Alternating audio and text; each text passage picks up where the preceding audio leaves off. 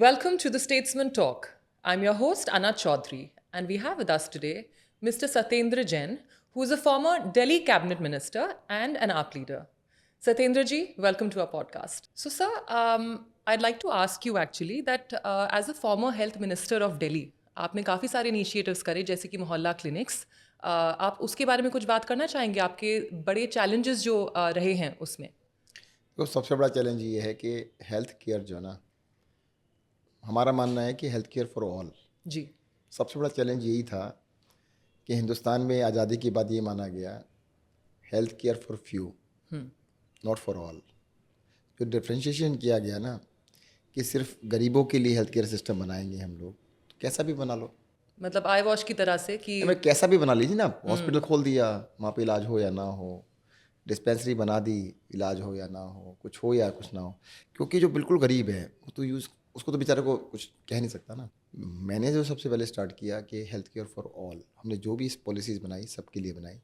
और हमेशा मैंने कहा कि भाई अगर मैं एक मिडिल क्लास के हिसाब से चीज़ें बनाऊंगा ना, तो लोअर क्लास भी इसको यूज़ कर लेगी और अपर भी कर सकती है। जैसे हम कहते हैं मेट्रो क्लास, जैसे दिल्ली मेट्रो के अंदर there is only one class, anyone can use that metro. तो हमने उसी पे काम करना स्टार्ट किया। जैसे मैं आपको बताता हूँ, हमने स्टार्ट किया कि दिल्ली में MRI है, CT स्कैन है, पेट स्कैन है, जो बड़े बड़े टेस्ट हैं, उन टेस्ट को कराने के लिए हमने ये नहीं कहा कि सिर्फ BPL के होंगे। हमने कहा दिल्ली की पूरी पॉपुलेशन के, वो चाहे करोड़ोंपति है या गरीब है, जो भी है, सबका करेंगे, जो भी ज़रूरतमंद है वो हर avail एक के कर लिए पाए। करेंगे। और आज देश में अकेला दिल्ली शहर है जहाँ पर MRI अगर कराना हो तो आपको एक दिन में फ्री होता है।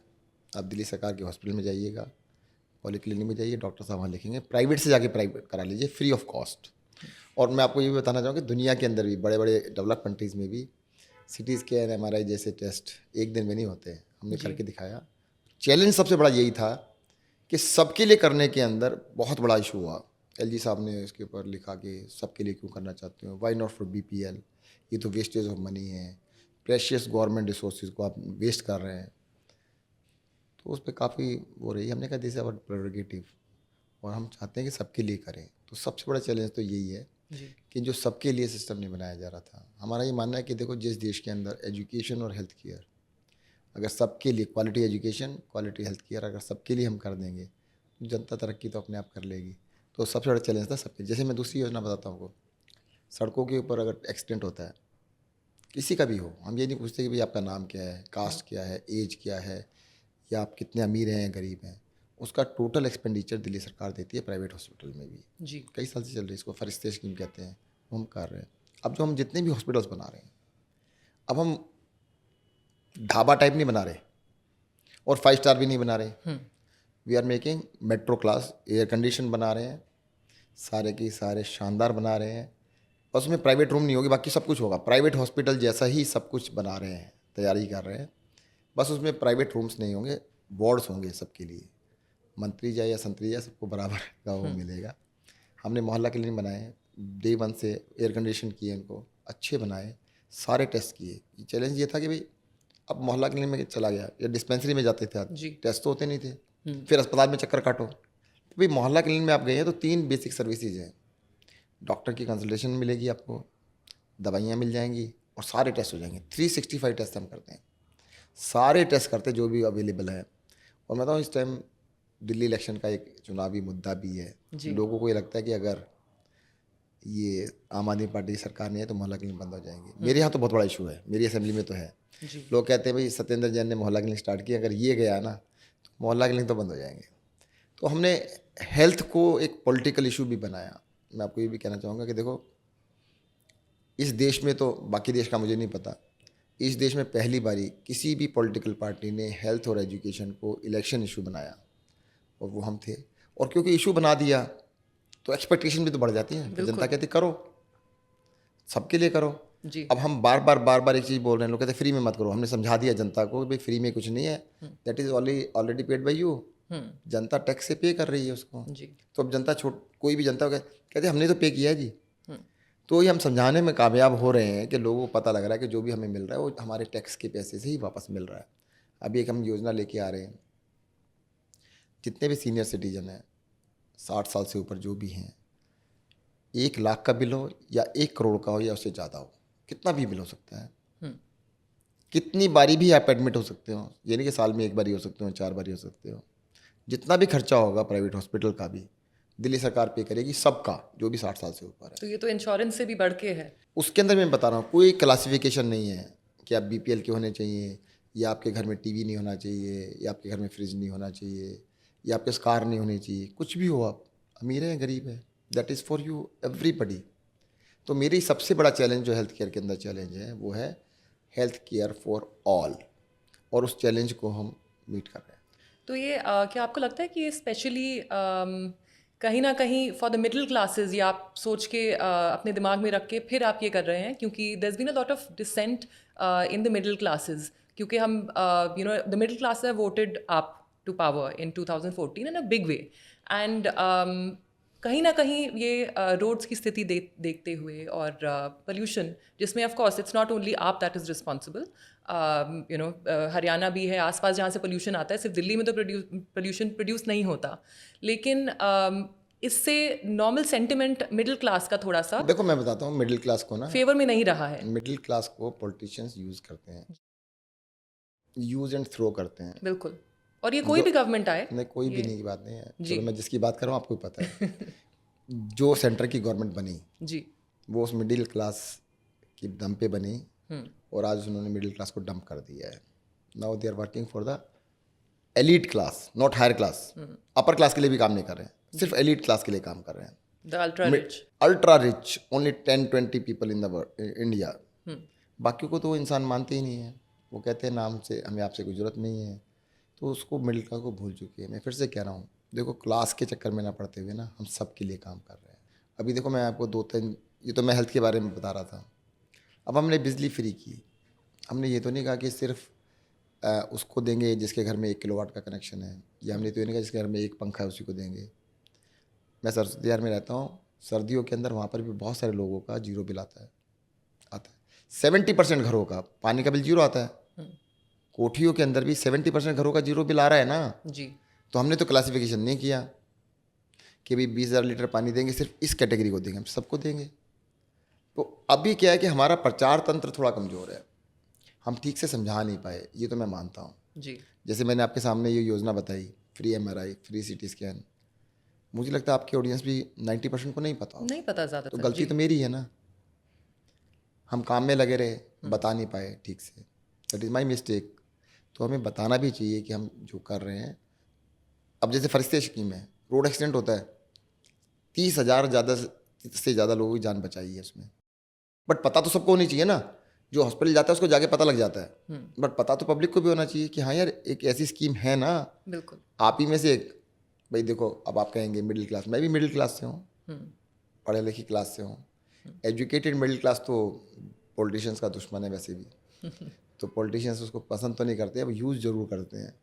और सबसे बड़ी हमारे साथ यही वो है कि पहली बारी एजुकेटेड मिडिल क्लास के लोगों ने एक पार्टी बना डाली जी। और पॉलिटिक्स को चैलेंज कर दिया।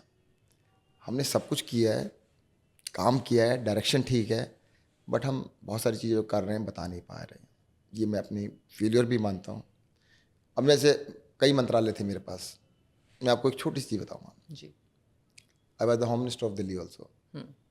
देश में पहली फायर सर्विस है जिसके अंदर मैंने सबके लिए फायर प्रूफ ड्रेसेस ली थी इंडिया में, हमने तो कभी नहीं बता पाए, जी। किसी को नहीं पता।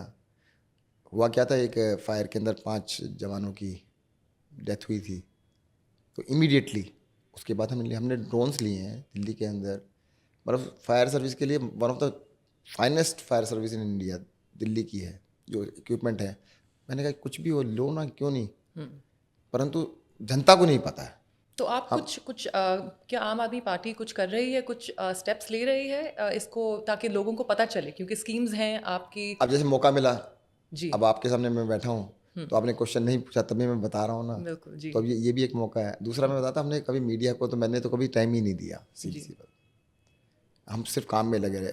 शायद आपका भी वास्ता पड़ा हो, तो कभी कभी होती थी क्वेश्चन आंसर हुए, PC हुई, 1-1 मिनट 2-2 मिनट में ख़त्म हो जाती थी। तो क्वेश्चन अब ये पूछा, चेंज क्यों नहीं सोचने का मौका मिला ना, जैसे लोगों के पास आए कि हमने इतने काम किए हैं, कहते क्या काम किया, जब बताते कि हमें क्यों, हमें तो पता ही नहीं है। जी, बहुत चीज़ें नहीं पता, जैसे कि फॉर विमेन आपने इनफैक्ट मेट्रो में मेट्रो फ्री कर दिया, बस टिकट्स फ्री हुए हैं फॉर विमेन।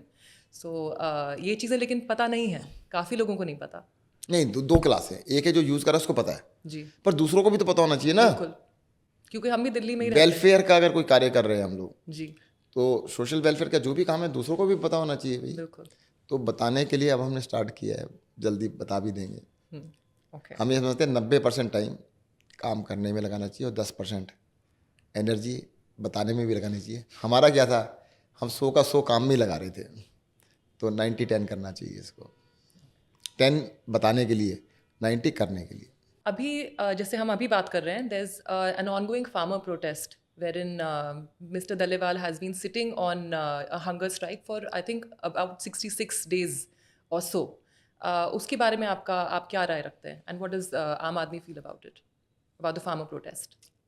एक्चुअली में बहुत ज़्यादा मेरे को अवेयरनेस नहीं है आजकल, मैं सही बताऊँ आपको। जी, आई एडमिट कि मैं इसे इलेक्शन लड़ रहा हूँ। जी, पहले मैं बहुत लंबे समय तक जेल में रहा, जी, तो काफ़ी सारे इश्यूज से दूर था। आने के तुरंत बाद थोड़े दिन रिकवरी में और उसके बाद से लगातार इलेक्शन में। जी। तो आई रियली एडमिट कि मेरे को बहुत ज़्यादा इस वाले इशू के बारे में पता नहीं है। सर आपने अभी फ़िलहाल हाल ही में एलिगेशन लगाए हैं on the neighbouring government basically that the water is being polluted of Delhi and it is being intentionally done. क्या आपके पास कोई एविडेंस है जिसके बेसिस पे ये कहा जा रहा है? देखो, यमुना नदी का जो पानी है ना, जी। दिल्ली में ड्रिंकिंग वाटर का सोर्स, मेजर सोर्स यमुना नदी का पानी है। हुँ, और उसको वज़ीराबाद से लिफ्ट किया जाता है। वज़ीराबाद तक वो पानी पहले हिमाचल से आता है, हिमाचल से हरियाणा से होते हुए दिल्ली आता है। हिमाचल से जो आता है वो ड्रिंकिंग क्वालिटी का वाटर है, कहीं जी। भी आप नदी से पी सकते हैं। हुँ, वज़ीराबाद पे आने के बाद भी वो ड्रिंकिंग क्वालिटी ही होता है हमेशा। ओनली थिंग इज़ उसके अंदर सिल्ट होती है। जी। सिल्ट को ट्रीट करना होता है, उसको सिल्ट को अलग करना होता है और थोड़ी-सी क्लोरिनेशन कर देते हैं ताकि बैक्टीरिया वगैरह कोई हो तो खत्म हो जाए, बस दैट्स ऑल। अभी क्या हुआ है कि अचानक उसके अंदर बहुत ज़्यादा अमोनिया आने लगा। पहले नॉर्मली कंडीशन होती है लेस देन 1 पीपीएम, हुँ, हुँ। 3 हुआ, फिर 4 हुआ। दिल्ली के सीएम आतिशी जी ने हरियाणा जी, के सीएम से स्टेटमेंट। बात की, हुँ, 2-3 बारी बात की, और बढ़ना स्टार्ट हो गया। वो कहते मैं देखता हूँ, मैं कुछ देखता हूँ। बात करने के 5 बाद और बढ़ना स्टार्ट हो मतलब गया। काफ़ी बढ़ गया, 7 क्रॉस कर गया, 7। जी, तो फिर हमारे पास कोई रास्ता नहीं था, तो हमें आप लोगों के पास आना पड़ा, मीडिया में आना पड़ा, बताना पड़ा कि भाई ऐसे कैसे हो सकता है, ड्रिंकिंग क्वालिटी नहीं रहती उसकी। और ये पहले कभी हुआ है? नहीं, कभी भी 3-4 से ज़्यादा नहीं गया।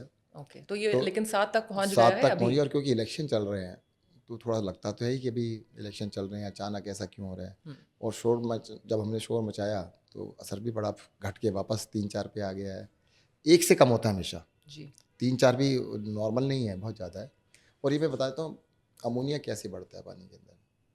अमोनिया हाउस वेस्टेज से नहीं होता, छोटी मोटी वेस्टेज डालने से नहीं होता है, इंडस्ट्रियल वेस्ट से होता है। हुँ, और इंडस्ट्रियल वेस्ट आप सोच के देखिए, ड्रिंकिंग वाटर के अंदर इंडस्ट्रियल वेस्ट मिला देना, वो तो देखो बहुत ही खतरनाक है, बहुत गलत है। और मैं तो कहूँगा देखो मीडिया में इसी मैं ही तो कह रहा हूँ, जानकारी हम पहले हम सोचते थे नहीं ठीक करा लेते हैं, हम अपने आप ही कर लेते हैं। अरे हम कैसे कर लेंगे भाई, जो जी, पानी आ रहा है उसके अंदर उसमें तुमने एफिलेंट मिला दिया, जो भी इंडस्ट्रियल वेस्ट है, इंडस्ट्रियल इन्फ्लुएंस या इंडस्ट्रियल एफिलेंट तो डेंजरस है। वो तो 7 पीपीएम का पानी डायरेक्टली आप पी लेंगे तो कुछ भी हो सकता है आपके साथ। बिल्कुल। तो उसको बताना पड़ेगा ना, तो मैं ये तो अभी कह रहा था आपसे कि हमें बताना भी ज़रूरी है, इसलिए बता रहे हैं।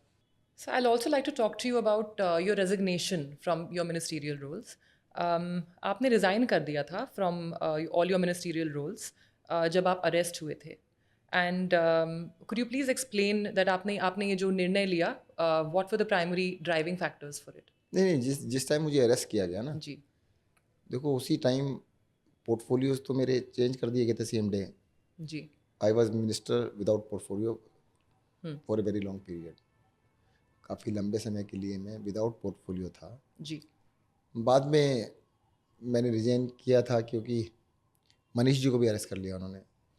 अब एक साथ दो दो मिनिस्टर्स, मतलब मनीष जी के पास 22 पोर्टफोलियो हो गए थे, तो हुँ, मतलब एक साथ मतलब 2 को अरेस्ट कर लिया है, तो 7 तो चाहिए होते हैं।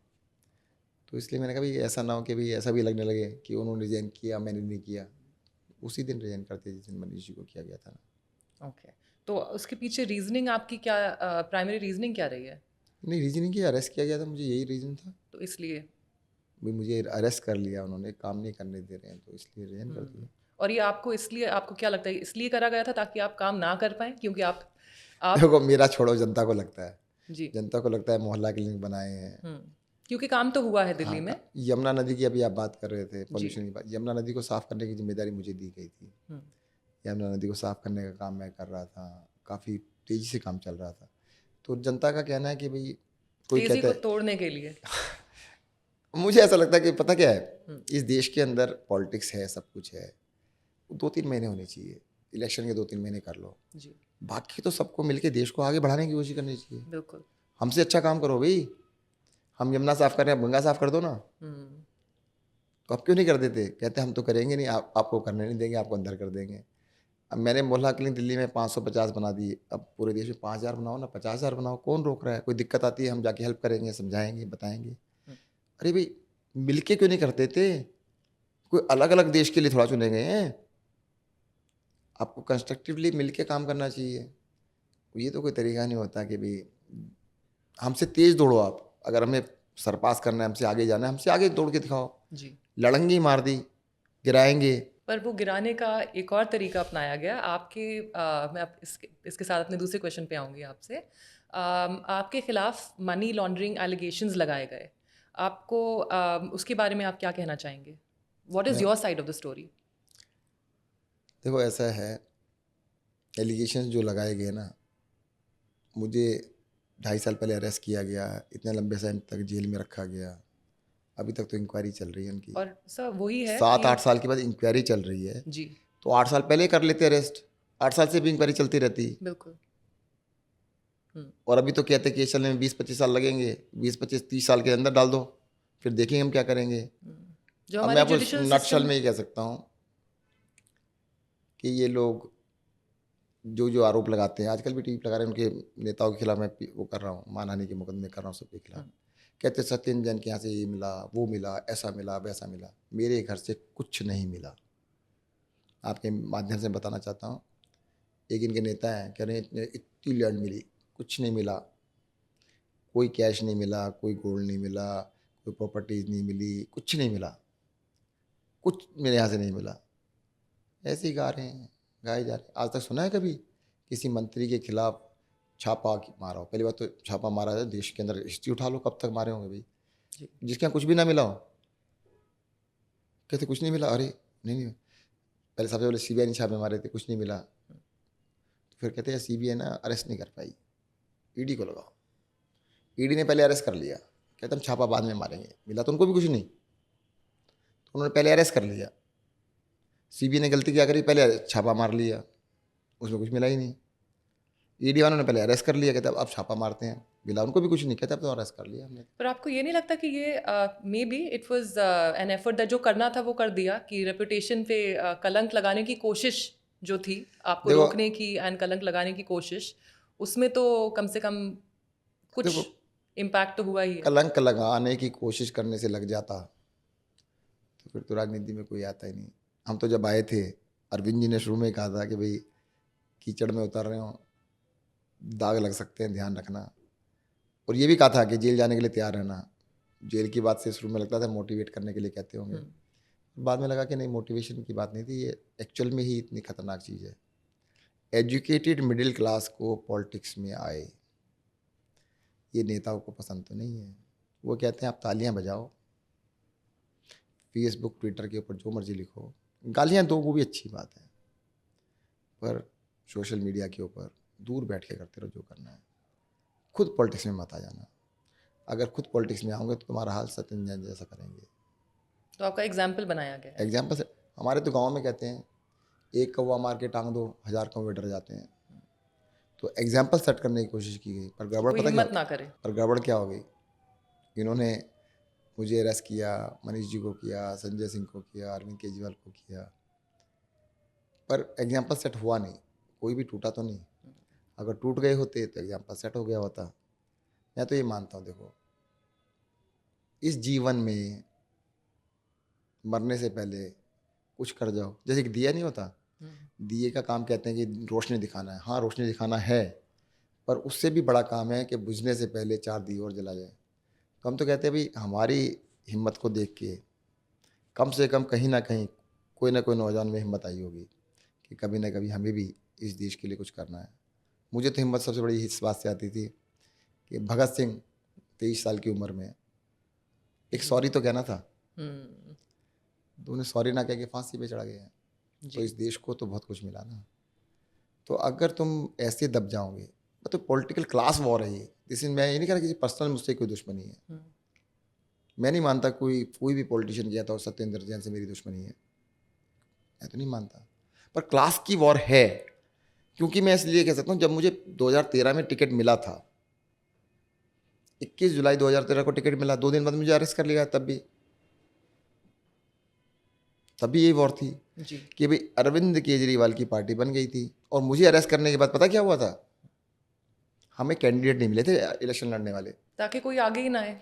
मतलब मुझे याद है कईयों के घर मैं गया था कि हमारी पार्टी से इलेक्शन लड़ लो भाई, तो उन्होंने मना कर दिया था। तो क्या होता है कि एजुकेटेड मिडिल क्लास का पॉलिटिक्स में आना ऑलरेडी मुश्किलों से घिरा हुआ होता है। मुश्किल के अलावा क्या होता है, वो कहते हैं भाई मेरी सर्जरी होनी थी अपोलो हॉस्पिटल में। सर्जरी से पहले 5 डॉक्टर्स थे वहाँ पर खड़े हुए थे कि जैन साहब आपको क्यों अरेस्ट कर लिया। बड़ा आश्चर्य था उनको। देखो, बहुत सारी चीज़ें पब्लिक को नहीं पता, उनको पता थी। कहते भाई, इंडिया में तो कोई भी हाईएस्ट अवार्ड जो होता है वो आपको मिलना चाहिए। कोरोना के टाइम पर मैं अकेला हेल्थ मिनिस्टर था इंडिया में नहीं दुनिया में, जो कभी अपने घर में नहीं बैठा। हर रोज़ मैं अपने घर से निकलता था, हर रोज़ हॉस्पिटल्स में जाता था, आईसीयूज़ में जाता था, खुद मरने से बचा था। मैं तो कभी अपनी ड्यूटी को पीछे नहीं हटा। जी। मैं भी दूसरे मंत्रियों की तरह से अपने घर में बैठा रहता, रोज़ भाषण देता रहता। शायद आपको भी आज पहली बार पता लग रहा होगा कि मैं आईसीयू में जाता था। बिल्कुल, ये ज़्यादातर डॉक्टर्स थे, उनको तकनीकी पता नहीं था थी। ना। कहते भाई, जो आपकी सेंस ऑफ रिस्पॉन्सिबिलिटी है हमने देखी है ना, आपको क्यों अरेस्ट कर लिया। मैंने डॉक्टर साहब आपकी वजह से किया है। तो कहते हैं हमने क्या किया। मैंने भी, देखो उसी क्लास से आप बिलोंग करते हैं, उसी से मैं बिलोंग करता हूँ। मैंने किसी ने तो सोचा होगा कि मैं भी इलेक्शन लड़ूँ। एक डॉक्टर साहब बोले, सोचा था कि मैं सोचता था कि यार सत्येंद्र जैन आर्किटेक्ट होते हुए इलेक्शन लड़के हमारे जैसे ही तो है, जी। पॉलिटिक्स में आ सकते हैं, मंत्री भी बन सकते हैं। और मैं भी आर्किटेक्ट, मैं भी डॉक्टर हूँ, मैं भी लड़ सकता हूँ। कहते मैं 60 ईयर्स का जब हो जाऊँगा ना, मैं भी इलेक्शन लड़ूंगा। तो मैंने कहा डॉक्टर साहब 60 के हो गए। कहते पिछले महीने हुआ हूँ। तो मैंने अब लड़ोगे इलेक्शन। तो डॉक्टर साहब ने ऐसे हाथ जोड़े थे, कहते नहीं अब नहीं। तो बस एग्जाम्पल सेट करने के लिए था कि भाई, जो देखो अगर पॉलिटिक्स के अंदर स्पेस क्या होता है, जो अगर ग्लास है वो पहले से भरा हुआ है तो कुछ तो नया आएगा नहीं। बिल्कुल। अगर वो उसके अंदर आपने अच्छी चीज़ें डाल दी तो खराब नहीं आएंगी।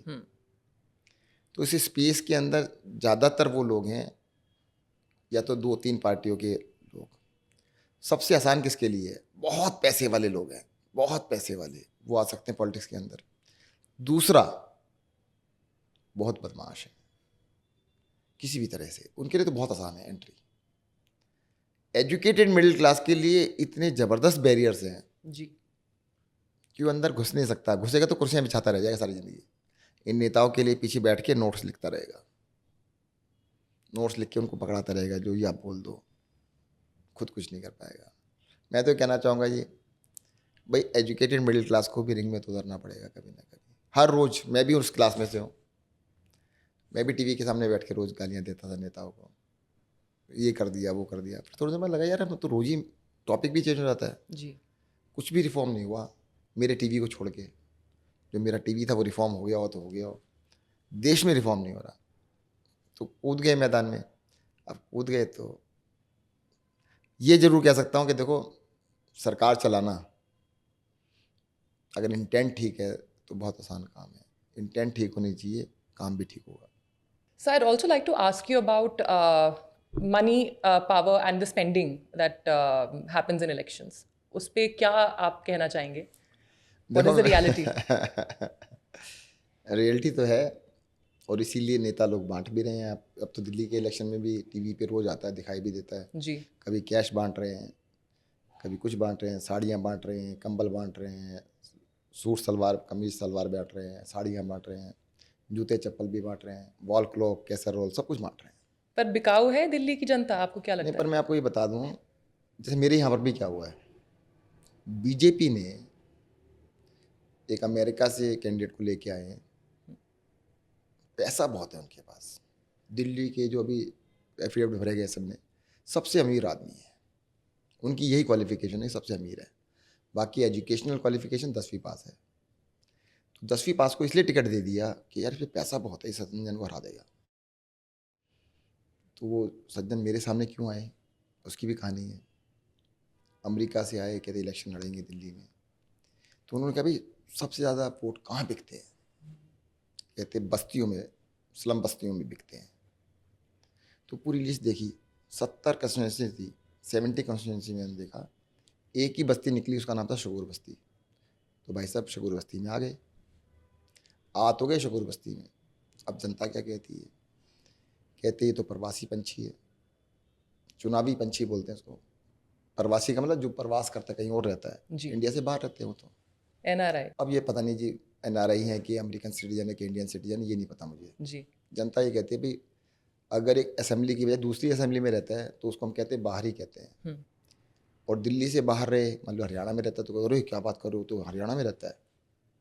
और कोई बॉम्बे रहे तो कहते बॉम्बे से आए, बॉम्बे से आएगा भी, वो तो अमेरिका में रहता है, फिर भी लड़ने की हिम्मत कर रहे हैं दिल्ली में आके। दूसरा एक कहानी छोटी सी बताता हूँ। एक हमारे अंकल हैं गुप्ता जी, दिल्ली यूनिवर्सिटी में पढ़ाते थे, रिटायर हो गए हैं। हमारे सामने वाली पार्टी के बहुत बड़े कट्टर वाले वो हैं समर्थक। कहते सत्येंद्र बेटा इस बार तेजे को वोट दूंगा। मैंने अंकल जी ऐसा हृदय परिवर्तन कैसे हो गया? कहते सारी ज़िंदगी पढ़ाया है, पढ़ाई की वैल्यू जानता हूँ। अगर हमारी पार्टी मतलब उनकी पार्टी काले चोर को भी टिकट दे दे तो हम उसको वोट दे देंगे, पर इसको नहीं दूंगा। मैंने ऐसा क्यों? कि 10वीं पास है। अब 10वीं पास को वोट देने के बाद हम आने वाली जनरेशन्स के सामने क्या एग्जाम्पल पेश करेंगे? ये 2025 है, 1975 नहीं है कि हमारे देश में एजुकेशन नहीं थी या कम थी। ये ज़्यादातर लोग 10वीं पास ना हो। 2025 में आप 10वीं पास को टिकट दे रहे हैं? कहते हैं बिल्कुल नहीं दूंगा, सवाल ही नहीं उठता। अरे एक तरफ पढ़ा लिखा आर्किटेक्ट है, उसके सामने तुम 10वीं पास उतार रहे हो, एजुकेशन कुछ तो मैच कर लेते। और दूसरी बात मनी पावर की बताता हूँ मैं आपको। तो गए, शकूर बस्ती नाम था, पर शकूर बस्ती दिल्ली में सबसे एजुकेटेड असेंबली है, 95% से ज़्यादा लोग पढ़े लिखे हैं। स्लम बस्तियों में जब वो गए तो वहाँ पे आजकल नारे लग रहे हैं दो। पहला, हम पढ़ेंगे आगे बढ़ेंगे। छोटे छोटे बच्चे कहते हैं जी हम पढ़ लिख के आगे बढ़ेंगे, एस्पिरेशन पैदा हो गई है जी। दिल्ली सरकार ने स्कूलों पे इतना शानदार काम किया है। वो कहते हैं भाई झुग्गियों से बच्चे पढ़ पढ़ के इंजीनियर बन रहे हैं, डॉक्टर बन रहे हैं। वो कहते हैं हम भी तो पढ़ के तो आगे बढ़ रहे हैं। उनकी स्लम्स में से अगर एक बच्चा डॉक्टर बन गया या इंजीनियर बन गया तो कहते हैं हम भी बन सकते हैं। बिल्कुल। तो उनका एक नारा है कि हम पढ़ेंगे आगे बढ़ेंगे। दूसरा, अनपढ़ को नहीं देंगे वोट, चाहे बांट लो जितने नोट। अनपढ़ को नहीं देंगे वोट, चाहे बांटो जितने नोट। कहते जितने मर्जी नोट बांट लें। जी। तो मैंने पूछा भाई यही क्या कहानी है? कहते जी अगर वोट बेच दिया तो हमारे पर कोई एहसान है? एक बच्चा बोला, टी शर्ट थी उसकी, कहते 250 रुपये की लेके आए हूँ टी शर्ट। दुकानदार का क्या एहसान है मेरे ऊपर? पैसे दिए हैं, टी शर्ट खरीदी है। जी। कहते अगर हमने अपने वोट बेच दिया तो हमारा क्या एहसान है? हमारे लिए थोड़ा कुछ करेगा। जो नोट के बदले में वोट ले रहा है उसको तो वोट बिल्कुल नहीं देना है। एक ने बड़ी रफ सी बात भी की कि यार कोई ईमानदार आदमी पैसे क्यों बांटेगा? मतलब वर्ड जो था वो थोड़ा बोलने वाला नहीं, जो बोलते हैं वहाँ पे रफ लैंग्वेज में, वो इसलिए मैं रिपीट नहीं कर रहा हूँ। तो बिल्कुल क्लियर कट है कि स्लम्स में भी उनको पैसे के बलबूते पर कोई वोट तो दे नहीं रहा। तो अब नया प्लान बना रहे हैं वो लोग कि 3 तारीख की रात को, 4 तारीख की रात को हम बसें भर भर के स्नान कराने के लिए लेके जाएंगे। देखना वो बसें भी खाली जाएंगी। बस तो जा सकती हैं, बस तो उनमें पैसा है, ले जाएंगे, बस तो गए, पर बस में आदमी नहीं होंगे, इस बात की मैं गारंटी कर रहा हूँ। ना 3 तारीख को होंगे ना 4 तारीख को, खाली बसें जाएंगी यहाँ से। तो पर क्या क्या लगे हुए हैं, तो इस वजह से पैसे की पावर से वो जीत के दिखाना चाहते हैं। अगर पैसे की पावर से ही इलेक्शन जीते जाते हैं, मैं मानता हूँ कि पैसे से प्रभावित किया जा सकता है, परंतु सिर्फ अकेले पैसे से ही सब कुछ हो जाता तो फिर तो इलेक्शन का तो जरूरत ही खत्म हो गई थी। भाई लोग तो कहते हैं पता नहीं कितना पैसा खर्च कर देते हैं, और जी। सबको बहुत गलतफहमी है। लोग सोचते हैं कि गरीब आदमी पैसे लेके बिक जाएगा। जी। ये बहुत बड़ी गलतफहमी है। दिल्ली का वोट तो नहीं बिकने वाला, ये आपका अस्मिता मानना सबकी है? है, इज्जत सबकी है। जी। अपनी इज्जत का खिलवाड़ कुछ पैसे लेके नहीं करेगा। अब तो लोग क्लियर ही कह रहे हैं, एक और भी कहते हैं हम्म। हाँ जी ले लेंगे जो देंगे, जी। दोनों पार्टियों से ले लेंगे, और कोई देना है उससे भी ले लेंगे। पर जिसने भी पैसे बांटे, जिसने भी कंबल बांटे, जिसने भी वॉल क्लॉक बांटे, जिसने भी सामान बांटा है इलेक्शन के आसपास, इलेक्शन के अंदर, जी, उसको वोट नहीं देंगे बिल्कुल भी। और सर मैं आपसे और एक सवाल पूछना चाहूँगी कि यमुना अभी तक साफ क्यों नहीं हुई है? आप has been in power for the past 10 years, अभी तक यमुना साफ क्यों नहीं हुई है? देखो यमुना साफ करना ना ऐसा तो नहीं था कि इतना आसान था। जी। Switch on switch off. Ganga नदी को साफ करते हुए 50 साल तो हो गए हैं। बिल्कुल। गंगा नदी तो आज भी साफ नहीं हुई। हम्म। दिल्ली की यमुना नदी को साफ करने की स्टार्टिंग ही हमने की, उससे पहले कोशिश ही स्टार्ट नहीं हुई। हमने स्टार्ट किया। यमुना नदी ऐसा नहीं है कि जाएंगे आप वहाँ पर एक फंक्शन करेंगे, कूड़ा वूड़ा साफ करेंगे, हो गया, ऐसा नहीं है। 1-2 दिन का प्रोग्राम या हफ्ते नहीं भर है, का ऐसा प्रोग्राम? नहीं है। यमुना नदी के अंदर क्या होता है, वजीराबाद तक पानी आता है साफ, वहाँ पे इसको बंद कर देते हैं। बैराज है, बैराज के ऊपर गेट बंद हो जाते हैं जी। आगे एक बूंद भी पानी नहीं जाता। जो भी पानी होता है वो सीवर का पानी होता है। हमारे घरों से जो गंदा पानी होता है वो सीवर के थ्रू जाता है, उसको STP सीवेज ट्रीटमेंट प्लांट में जाना चाहिए, वहाँ से साफ़ होके यमुना में आना चाहिए। अगर वो साफ़ होके आता तो साफ़ थी यमुना। परंतु वो पानी में 2 इश्यूज़ हैं कि जो STPs की क्वालिटी जो हमसे पहले बनाए गए, that is 30-30 TSS and BOD, मतलब उसके क्वालिटी के पैरामीटर्स हैं 30-30, वो 10-10 होना चाहिए। उसको और अच्छा करना चाहिए, तब वो क्वालिटी पानी की सुधरेगी। दूसरा इशू क्या है कि सारा पानी ट्रीट होके आना चाहिए। दिल्ली में तो आधा पानी भी ट्रीट होके नहीं आता। अनऑथराइज कॉलोनीज थी बहुत सारी, हमने सारी अनऑथराइज कॉलोनीज में लगभग 1650 अनऑथराइज कॉलोनीज में सीवर लाइन डाल दी। अब उसको पानी को डाइवर्ट करके हम STPs में ले जा रहे हैं। STPs की क्वालिटी को 30-30 जो थी उसको 10-10 कर रहे हैं। सारे STPs की अभी कैपेसिटी 600 MGD है, उसको हम 1400 MGD कर रहे हैं। साथ ही साथ हरियाणा से और UP से भी गंदा पानी दिल्ली में आता है, हम उस पर भी काफ़ी बातें चलती रहती हैं। बादशाहपुर ड्रेन के थ्रू होते हुए, नजफगढ़ ड्रेन में होते हुए 105 MGD sewage water and industrial waste water Delhi में आता है। अब उसको हम डाइवर्ट करके STP में ले जा रहे हैं। हमने कहा जी उनसे झगड़ा कितना ही कर लो, उन्होंने तो करना नहीं जी। हम ही कर लेते हैं, उसको भी कर रहे हैं। ऐसे शादरा ड्रेन के थ्रू गंदा पानी, इंडस्ट्रियल वेस्ट वाला पानी UP से आता है, उसको भी हम कुंडली STP में लेके जा रहे हैं, उसको भी साफ़ करके यमुना में डालेंगे। हाँ थोड़ा डिले हुआ है, पहले कोरोना का लॉकडाउन लगा था, काम हमने किया, कोरोना में खूब काम किया। ये कहना कि कोरोना में काम नहीं किया, लोगों की जान बचाना भी एक काम ही है, उसके लिए काम किया हमने। उसके बाद मेरा ही लॉकडाउन हो गया तो काम डिले हुआ है, हम कर रहे हैं, काफ़ी हद तक हो चुका है।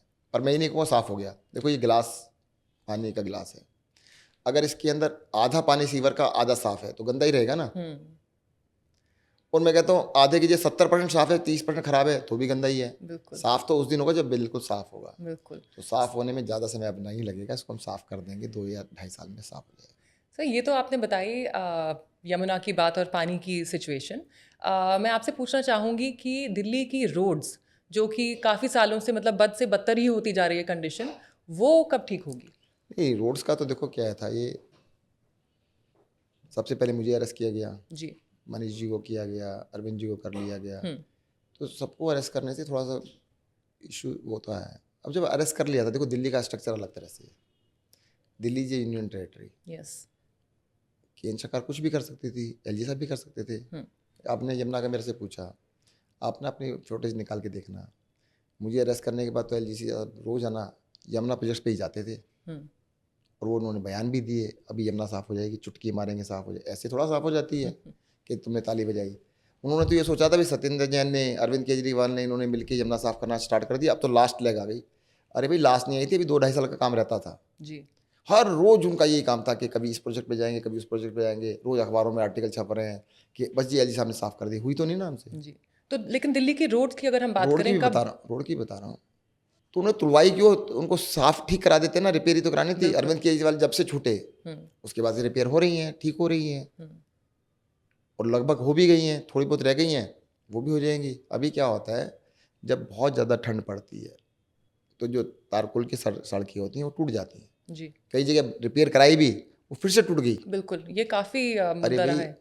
अगर टेम्परेचर 14 डिग्री से कम होगा, 12-14 डिग्री से कम होगा तो वो सड़क नहीं चलती। तब भी हमने रिपेयर कराई, वो टेम्परेचर 4 डिग्री था, 5 डिग्री था, टूटनी थी, जी, तो उसको दोबारा से करा रहे हैं और ये जल्दी ठीक हो जाएंगी। और दूसरा, मैं आपने क्वेश्चन पूछ ही लिया है, तो दिल्ली की सारी सड़कें हम यूरोपियन स्टैंडर्ड की बना रहे हैं। 10 रोड्स को हम शानदार बना चुके हैं, हम चाहे तो खुद जाके देख सकते हैं। पंजाबी बाग से लेकर साउथ एक्स तक रिंग रोड को देखिएगा, क्या शानदार रोड बनाई है। आप अपने लोधी रोड के साथ देखिएगा, वहाँ पे सैंपल स्ट्रेच बनाया है। आप नेताजी सुभाष प्लेस से लेकर रोहिणी मेट्रो स्टेशन तक देखिएगा। मेरे क्षेत्र में ब्रिटानिया चौक से लेकर भगवान महावीर हॉस्पिटल से होते हुए वेस्ट एनक्लेव तक देखिएगा। जहाँ पर भी बनाई है आप देखेंगे, हाँ बिल्कुल ये शानदार शानदार है कि शानदार जो रुकेंगी और टिकेंगी कुछ टाइम तक कम से कम। टिकेंगे ही, रुकेंगे नहीं, शानदार वैसे भी बनाई है। हुँ, वहाँ पे वॉकिंग के लिए जगह बनाई है, फुटपाथ बनाए हैं, लोग जॉगिंग करने आते हैं सुबह, जी, तो हमने बना के दिखा दी। अब आप कहेंगे सारी इकट्ठी क्यों नहीं बनाई? भाई पहले सैंपल तो दिखा दे, बिल्कुल। लोग उसको पसंद तो कर लें। लोगों ने पसंद कर लिया है, अब हम सारी बनाएंगे। पूरी दिल्ली की सड़कों को हम यूरोपियन स्टैंडर्ड की बना के दिखाएंगे। साहब इलेक्शंस कंटेस्ट कर रहे हैं, मैं आपसे पूछना चाहूँगी आपने सिर्फ शकूर बस्ती को ही क्यों चूज़ किया और आपको अपनी चांसेस क्या लग रहे हैं इस इलेक्शन में? नहीं, चूज तो इसलिए किया कि वहाँ पे रहते हैं 45 ईयर से, हुँ, तो वहाँ आप माइग्रेटरी लोगों की बढ़ता है परेशानी नहीं कि समझते हैं। कहीं इधर चले जाओ, उधर चले जाओ, यहाँ चले जाओ, वहाँ चले, क्यों चले जाएं? हुँ, अरे भाई, मैं 45 10वीं 11वीं में पढ़ते तब से वहीं रहते हैं। जी, मेरे फादर ने घर बनाया था वहाँ पर, मेरे फादर टीचर थे, हुँ, टीचर्स कॉलोनी है सरस्वती विहार में रहता हूँ मैं। तो इट वाज़ वो अ तो नेचुरल चॉइस। ऑब्वियस था। अब आप कहेंगे हिंदुस्तान में इलेक्शन क्यों लड़ा? क्यों हिंदुस्तान में पैदा हुए। दिल्ली से क्यों लड़ा? दिल्ली में रहते हैं। और सरस्वती विहार से क्यों लड़ा? सरस्वती विहार में रहते हैं। शकूर बस्ती से क्यों लड़ा? शकूर बस्ती विधानसभा पड़ती है, इसलिए लड़ा। हुँ, तो ये ऑब्वियस सी चॉइस थी।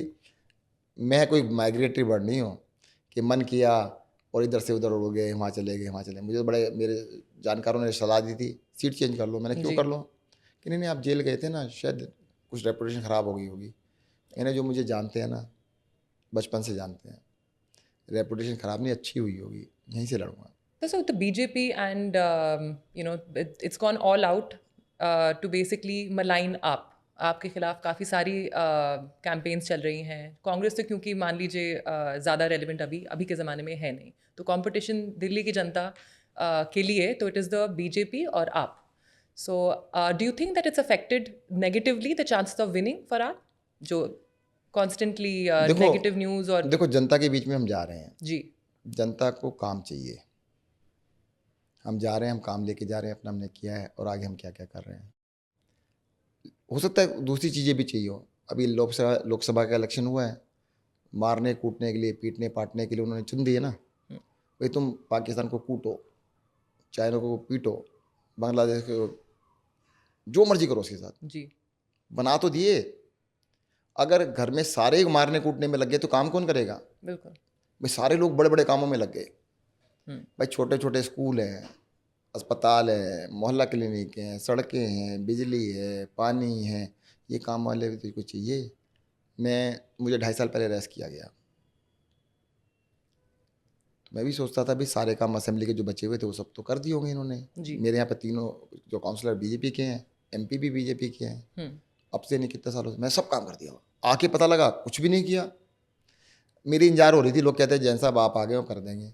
मैंने पिछले 3 महीने में 20-25 करोड़ के तो काम सेंक्शन भी कर दिए। उन्होंने 20-25 लाख के भी नहीं करे 2.5 साल में। मैंने 2.5 महीने में कर दिए 25 करोड़ के, उनसे 25 लाख के 2.5 साल में नहीं हुए। कहते हैं हमें जरूरत क्या है? तो कहीं ना कहीं इंटेंट मिसिंग है। इंटेंट उनको जरूरत ही नहीं है ना, वो तो लड़ने मरने काटने कूटने पे ले लेते हैं वोट। जी, उन्होंने कब कहा आपको कि काम के लिए वोट दो? भाई देखो, क्लियर कट है, जो जिस चीज़ के लिए वोट मांगेगा वही करेगा। वो तो कह रहे हैं हमने काम के लिए वोट मांगा ही नहीं आपसे, तो एक्सपेक्ट ना करो हमसे। एक्सपेक्ट ही ना करो, हम काम के लिए मांग रहे हैं। देखो, मेरा नाम सत्येंद्र जैन है, मैं गांव में पैदा हुआ था। मेरे फादर स्कूल के टीचर थे, मेरे दादाजी खेती करते थे। इस बात से कोई वोट देगा क्या? कोई नहीं देगा। हमने कुछ काम किया है उस पर वोट मिलेगा। तो हमारे पास तो कोई हिस्ट्री है नहीं, हमारे पास तो काम है। उनके 5,000 साल की हिस्ट्री है। नहीं, आपके पास हिस्ट्री है, जो आप काम कर रहे हैं वो आपकी वही history है। हमारा काम है। काम फ्यूचर है, जी, हम फ्यूचर के हिसाब से कर रहे हैं। और मैं तो लोगों से अपील करूंगा जी, अपने आने वाली जनरेशन के लिए, अपने बच्चों के लिए वोट करें। 5,000 साल की हिस्ट्री के लिए आपने अभी लोकसभा का वोट कर दिया है, वो आपकी चॉइस बिल्कुल ठीक है। जितने भी देशों को फिट करना है, ठोकना है, पीटना है, वो ठोक पीट लेंगे। दिल्ली सरकार आपके छोटे छोटे काम कर देगी। तो इसलिए सत्येंद्र जैन को भी और दिल्ली में आम आदमी पार्टी की सरकार को भी इसलिए सपोर्ट करें। सर, आप शीश महल कंट्रोवर्सी के बारे में कुछ कहना चाहेंगे? मैं ये काफ़ी कहूँगा कि देखो ऐसा है, कंट्रोवर्सी इन्होंने बिल्कुल झूठ का अंबार लगा रखा है। कहते स्विमिंग पूल है हम्म, और पता नहीं क्या कहते हैं, गोल्डन बाथरूम जी। है, बार बताते हैं। अरविंद जी को तो इतने सालों से मैं भी जानता हूँ, टीटोटलर है। हम्म, उनके घर में कहाँ से बाहर आ गई? मैं तो रोज ही जाता था लगभग, जी। हमने तो कभी बाहर देखी नहीं। तो ये स्विमिंग पूल कहाँ से आ गया? है ही नहीं। तो मैं तो ये कहूँगा कि भाई इसको खोल दो पब्लिक के लिए, थोड़े दिनों के लिए खोल दो, पब्लिक जाके देख ले। इसको इतना बड़ा इशू क्यों बना रहे हो? हम कभी इस पे बोल इसलिए नहीं रहे थे कि भाई बोलेंगे तो लोग कहेंगे यार हर चीज़ का जवाब दे रहे। अरे काम की बात करो ना, जो बेकाम की बात कर रहे हो, बेकार की बातें कर रहे हो। तुम्हें लगता है ना बहुत बड़ा इशू है, तो लेट द पब्लिक डिसाइड। कल से खोल दो। सो अभी तो इलेक्शन में 7 दिन बचे हैं, जनता दिखाएगी कि कहाँ पे स्विमिंग पूल है, कहाँ पे नहीं है। तो ये मतलब रूमर की तरह प्लांट किया गया है और अरे कोई भाई, इसमें मैं ये तो कह रहा हूँ, कुछ है नहीं इसमें इनका मतलब। काम है सिर्फ और सिर्फ गालियाँ देने का। दे रहे हैं, कहते गाली ये भी दे लो। तो मैं तो कहता हूँ इसकी कंट्रोवर्सी को आप ही को दिखा दे, चलो जनता को नहीं दिखा रहे, छोड़ दो। आप सारे पत्रकारों को ले जाए और स्विमिंग पूल ढूंढ के ले आए कि भाई वहाँ पे स्विमिंग पूल हम ढूंढ लाए। आप लोगों से खतरा नहीं होगा ना, जनता से तो हो सकता है कि भाई उसमें आम आदमी पार्टी वाले आ जाएंगे बीच में। आप लोगों को ले जाएं, 50 पत्रकारों को ले जाएं, जी। अपने कैमरे लेके चले जाना, दिखा देना क्या है।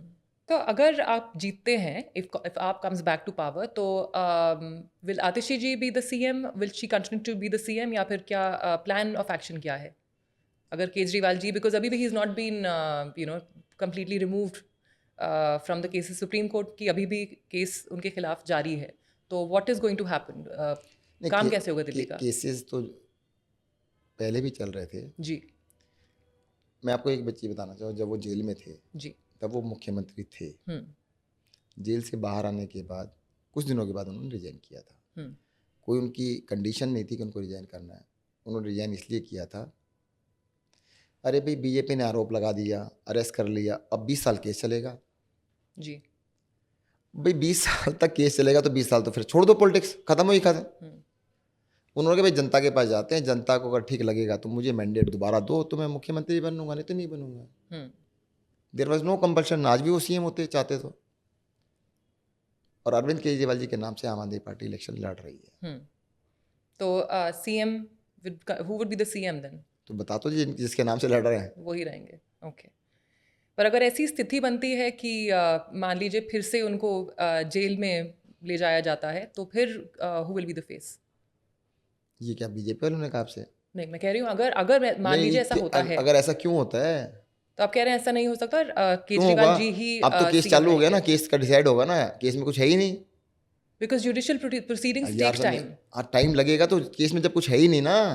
सर लेकिन फिर भी आपको पता है 20 साल चलता है, तो अगर 20 साल के बाद, चलो 20 साल के बाद जेल जाएगा ना, 20 साल तो नहीं जाना।